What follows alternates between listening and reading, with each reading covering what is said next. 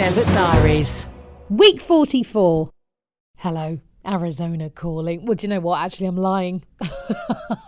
Florida calling. I know.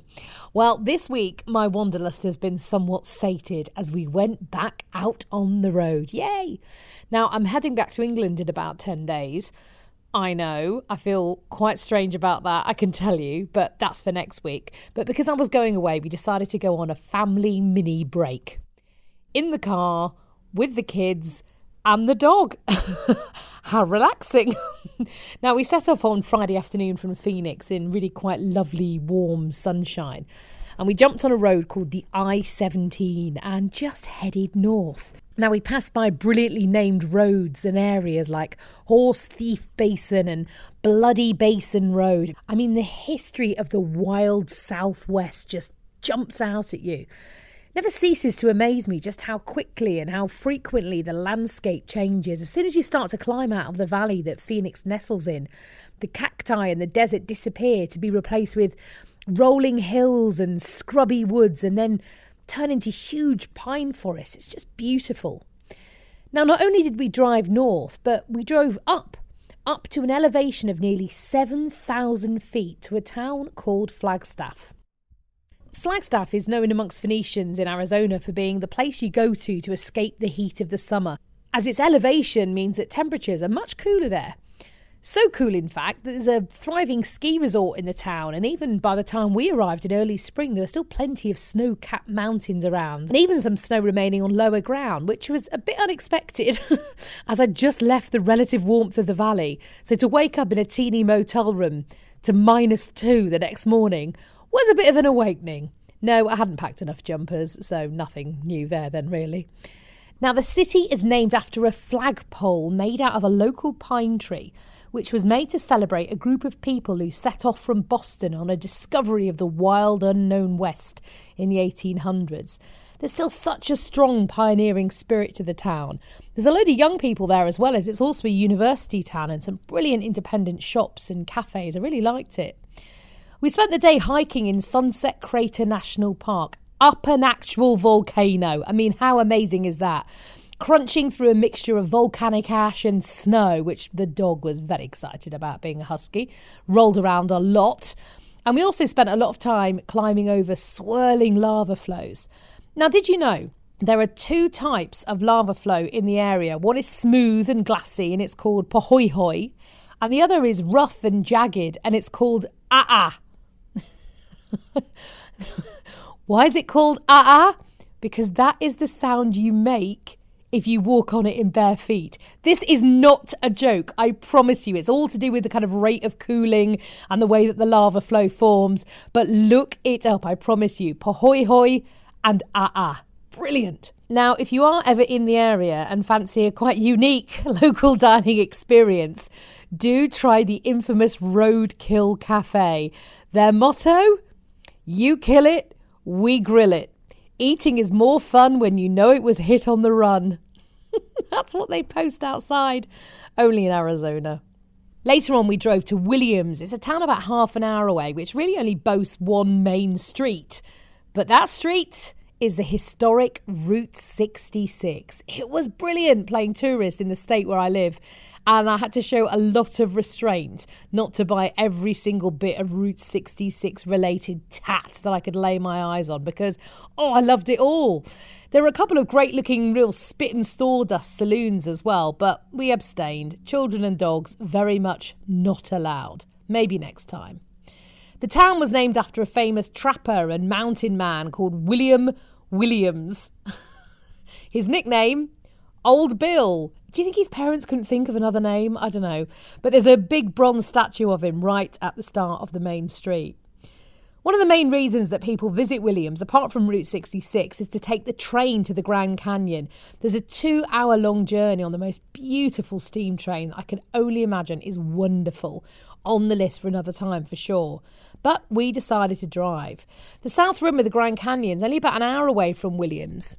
And the journey just flew by because, again, blimey, The scenery. I wanted to stop off at every single tiny homestead that we went past just to chat to the people who live there. Vast plains of scrubland, forests again, the works, all under a bright blue sky.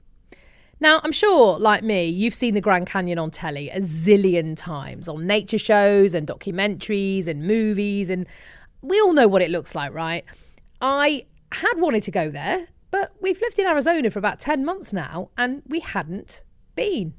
So I was looking forward to it as we walked up from the car park towards the rim. I expected to go, oh, isn't that lovely? Oh, it's great. Let's go and get a cup of tea. But I tell you, from the moment I saw it, I actually didn't speak for about a minute. None of us did. Now, I know that everyone who sees the Grand Canyon for the first time is blown away, but man alive, I just couldn't take it all in. It is singularly the most beautiful thing I have ever seen. I could attempt to describe it to you, but I'm sure you've heard it all before, and I just couldn't do it justice. I mean, pictures, videos, I put them on social media, but it just didn't and can't ever do it justice. My brain just kept trying to process the time, the millions and millions of years it took for the canyon to develop.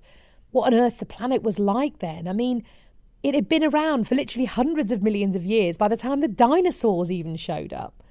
And just imagine what on earth native people or pioneers had felt when they came across it for the first time. I mean, it's just awesome. Whenever I travel somewhere, it all serves to make me want to explore more. And I really wanted to get down into the canyon, to paddle the length of the canyon floor on the Colorado River, which I had actually swum in Nevada as a 9-year-old child in a moment of massive irresponsibility by my parents. I'll tell you more about it another day, but it basically involved one of them letting me go in rapids and the other one catching me downstream. How I didn't float off forever, I will never, ever know. But as we left the Grand Canyon after a few hours, I knew without a shadow of a doubt that I'll be back. Not least because the whole time I was there, I just couldn't get one thing out of my head. I really, really want my mum to see this. Now, I don't yet know if there's a chance she'll get here. We're waiting for the scan results and then a conversation with her doctor, but now, of course, the coronavirus has come along and added another layer of jeopardy to her travelling. There are so many hurdles it seems to overcome before I can even imagine standing there with my mum and her granddaughters. But there's still hope. But as well as hope, there was also joy, because as we got into the car, I suddenly thought, wow, I'm at the Grand Canyon and now I'm going to drive home. And in a couple of hours, I'll be tucked up on my sofa in my house where I live. I tell you, I hope that never gets old. Anyway, I'm currently in Orlando, Florida, come for some work. So I've swapped one set of palm trees for another one and swapped the dry heat of the desert for the humidity of the tropics. I'm here for a big podcasting conference, so a busy few days ahead. But like any parent of fairly young children, the thing I'm looking forward to most is being in a hotel room on my own. Oh, what bliss. I'll see you in the desert. I just want to say another massive thank you for listening to Desert Diaries, and an even bigger thanks if you've either left a review. I do really love reading them. If you manage to leave a review for me on Apple Podcasts, then I do appreciate it so much. It is just lovely to wake up and have a look at some of the things you've had to say. But do come and say hello as well. You can find me on Instagram at Sam Walker Radio, on Twitter at Walker Sam, and we've got a Facebook page now, Sam Walker's Desert Diaries. Either search for that or just come along and click on facebook.com/see you in the desert. It would be great to hear from you on any of those social platforms. So do stop by and I'll pop some cactus juice in a jar for you.